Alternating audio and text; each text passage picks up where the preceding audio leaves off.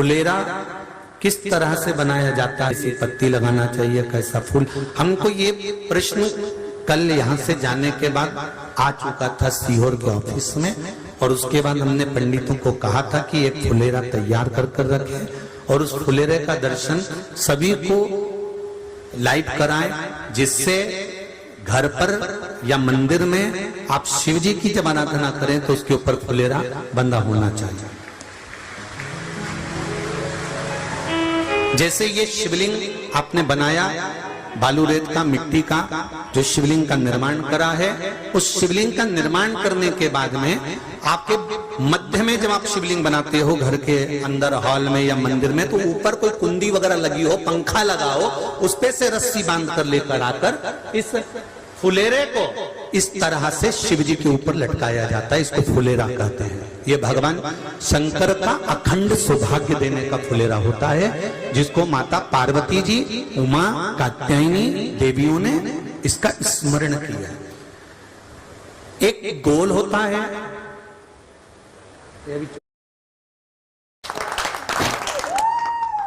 गोल, चौकोर, तिरछा, जिस तरह से भी बनाना हो, पर शिव जी के ऊपर नीचे शंकर भगवान होते हैं। ये थोड़ा ऊंचा, जिससे पूजन भी आराम से हो जाए, इसको ऊंचाई की ओर लगाया जाता है, जिससे भगवान, जैसे अपन जलाधारी लगाते हैं, उसी तरह से इस फुलेरे को लगाया जाता है। तो इस फुलेरे में कहीं ना कहीं पत्तियों को भी लगाना चाहिए। माला के साथ में कोई आम की पत्ती हुई, अशोक की पत्तियां हुई, उसका भी स्मरण इसमें आता है महाराज, उसका भी स्मरण। जैसे भगवान देवाधिदेव महादेव का शिवलिंग का दर्शन हो गए सबको फुलेरा का? अरे जम के तो बोलो, हो गए ना? और जितने लोग आस्था पर सुन रहे हैं, जितने लोग फेसबुक यूट्यूब पर सुन रहे हैं, अगर आपके स्मरण में फुलेरा नहीं हो तो उसका दर्शन अवश्य करिएगा। शिव मंदिर में अगर जलाधारी भी लगी हुई है तो जलाधारी से फूल बांधकर नीचे की ओर लटकाना चाहिए, पर लटकाना चाहिए, फुलेरा बनाना चाहिए।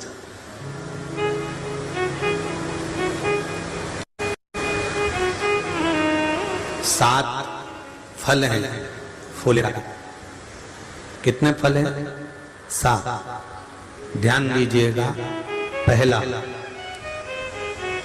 फुलेरा जो नारी व्रत करती आती है और व्रत कर्म उसका चलता रहता है, उस व्रत कर्म के अंतर्गत मान लो किसी कारणवश बीमारी में, कोई गमी के अंतर, कोई सूतक सावड़ के अंतर्गत अगर नारी पूजन नहीं कर पाती है, पूजन नहीं कर पाई और उसने केवल फुलेरे का दर्शन ही कर लिया, अपने पलंग पर पड़ी पड़ी भी फुलेरे का दर्शन कर लिया है, तो नारी को हरतालिका तीज के व्रत का फल प्राप्त हो जाता है। 7 फल हैं भगवान शंकर के हरतालिका तीज के फुलेरे का। पहला फल व्रत का मूल। दूसरा, यदि कोई नारी आई और उसके संतान नहीं, 10 साल, 8 साल, 5 साल, 6 साल, 7 साल, 12 साल, 15 साल हो गए, उस फुलेरे का मात्र स्मरण कर कर एक पुष्प भी उसने अगर हल्दी कुंकू का लगाकर उस फुलेरे का टच कर कर भगवान शिव के पावन चरणों में रख दिया है और विनती कर कर गई है, तो अगला फुलेरा वो खुद बनवाती है, उसकी गोदी में संतान आ ही जाती है। अगला फुलेरा वो खुद बनवाएगी, के जाएगी, जी अगली बार फुलेरा मेरी तरफ से बनवा देना, मंदिर में फुलेरा मेरी तरफ से लगवाना, अगली बार जब तुम पूजन करो तो फुलेरा मेरी तरफ से बनवाना। ये फुलेरे का मार्ग। तीसरा, महाराज हम कोई दान, गौदान, हरतालिका तीज की किताब है आपके यहाँ, जो लोग पढ़ते होंगे हरतालिका तीज की किताब, उसमें लिखा है ब्राह्मण देव को ये दान देना है, ऐसा दान देना है। अब कोई गरीब है, कोई साधारण है, नहीं है किसी की कैपेसिटी, नहीं दे सकता, तो क्या होता है? तो कहा हम गौदान नहीं कर पाते, हम स्वर्ण दान नहीं कर पाते, हम वस्त्र दान नहीं कर पाते, हम मुद्रा दान नहीं कर पाते, हम अन्नदान नहीं कर पाते। हम ये सारे दान अगर नहीं भी कर पाते हैं तो शिव महापुराण की कथा कहती है तीसरा फल फुलेरे का है कि मात्र फुलेरे का दर्शन स्पर्श कर लेने से सारे दानों का पुण्य फल प्राप्त हो जाता है। यह तीसरा फल फुलेरे। अब हरतालिका तीज का फुलेरे का चौथा महत्व है महाराज। चतुर्थ महत्व हरतालिका तीज के फुलेरे का है जो कुंवारी कन्या हरतालिका व्रत करती है, पहली बार जो हरतालिका तीज का व्रत करती हैं या हरतालिका तीज का उद्यापन कर देती हैं या किसी कारणवश शरीर ऐसा नहीं रहा कि बिना पानी के नहीं रह सकती, तो 2 बूंद अगर उन्होंने पानी भी पी लिया है या कोई कारणवश एक कुछ गलती हो भी गई है तो मात्र फुलेरे का दर्शन कर लेने से वो गलती शंकर स्वीकार कर कर उसको क्षमा कर देते हैं। ये चतुर्थ भाव के अंतर्गत।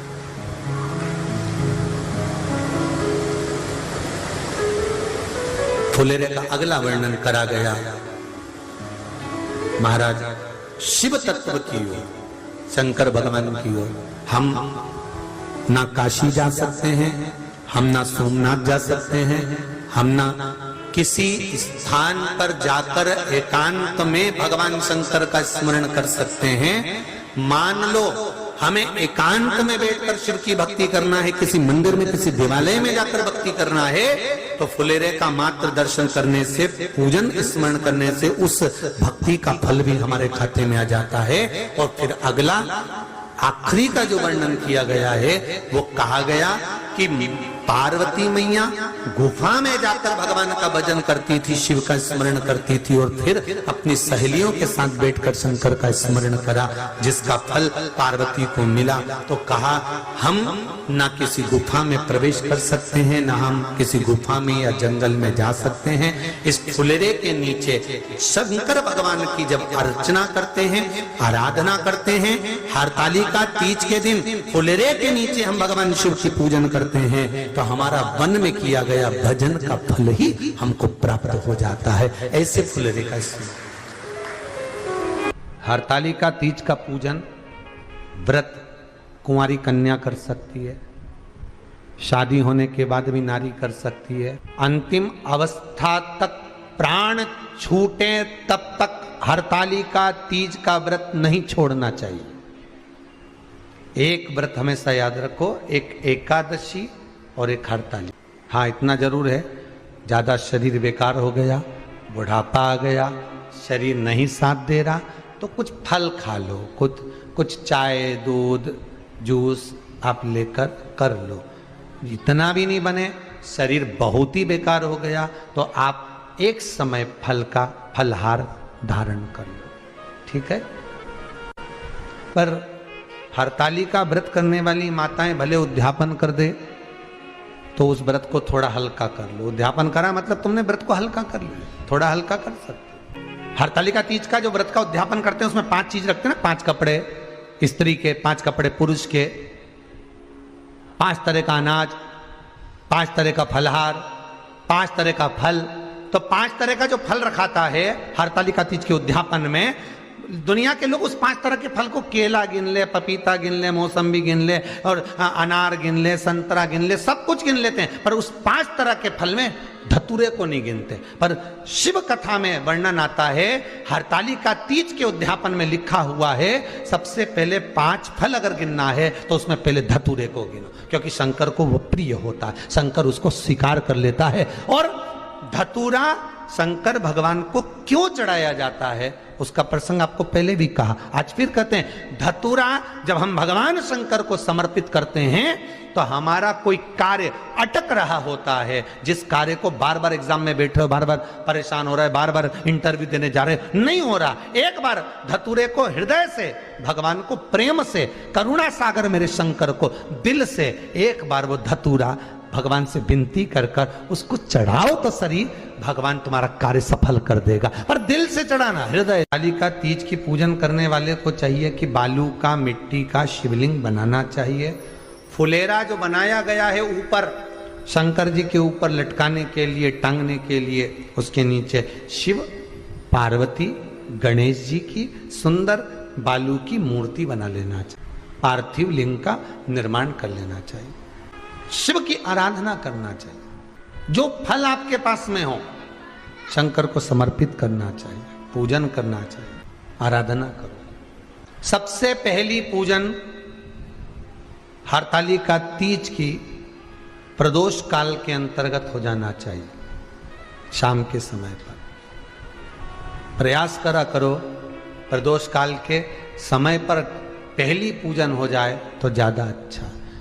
पर लोगों की आदत रहती है कि 8 बजे तक, 8:30 बजे तक, 9 बजे तक पहली पूजन करें, फिर दूसरी आराम से, फिर तीसरी, फिर आराम से, फिर चौथी। तो ऐसा सब अपने अपने हिसाब से। पर शास्त्र रीति कहती है कि प्रदोष का जो समय होता है, प्रदोष काल जो होता है, शाम का जो समय होता है, उस समय पर हरतालिका तीज की पहली पूजन हो, जिससे आपका स्मरण चित्त शंकर भगवान में उस घड़ी, उस पल, उस क्षण में आप शिव के हो जाएं और शंकर आपका हो जाए।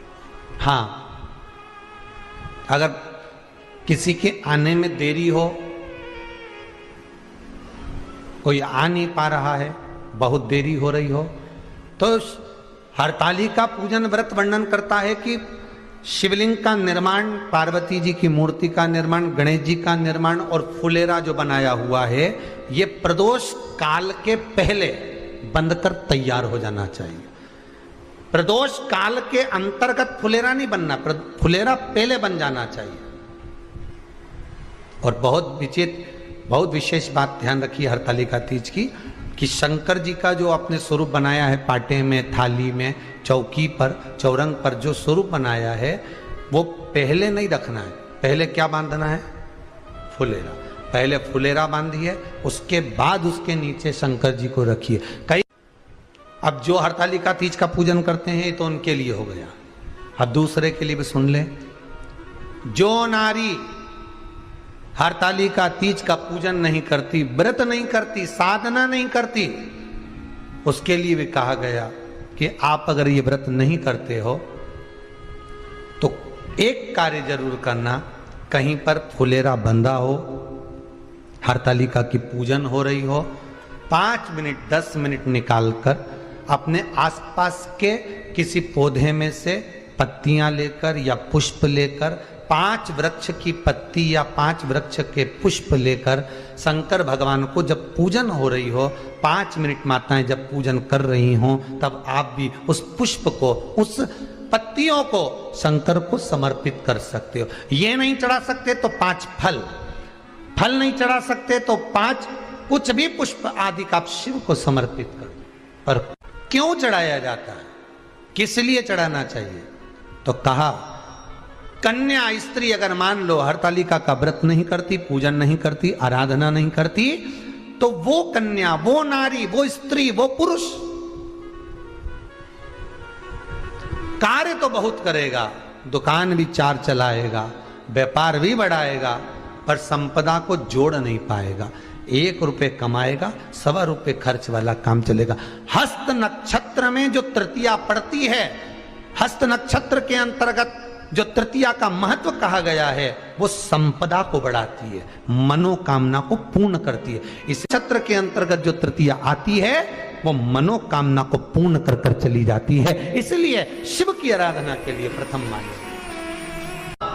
हस्त के अंतर्गत तृतीया के दिन किया गया पुण्य, हस्त नक्षत्र में तृतीया के दिन किया गया श्रृंगार, हस्त नक्षत्र में तृतीया के दिन करा गया अपना सुंदर सिंदूरा, भगवान का आनंद, 5 तरह के वस्त्र, 5 तरह के स्त्री के वस्त्र, पुरुष के वस्त्र, 5 तरह का फल, 5 तरह का अनाज, ब्राह्मण को बुलाकर ब्राह्मणी के साथ आप या तो ब्राह्मण से उद्यापन करवाएं या फिर आप स्वयं भी करते हैं तो शिव को समर्पित करके ब्राह्मण और ब्राह्मणी को भोजन कराकर वो भाग प्रदान करें। यही हरतालिका तीज के उद्यापन का वर्णन आता है। सुंदर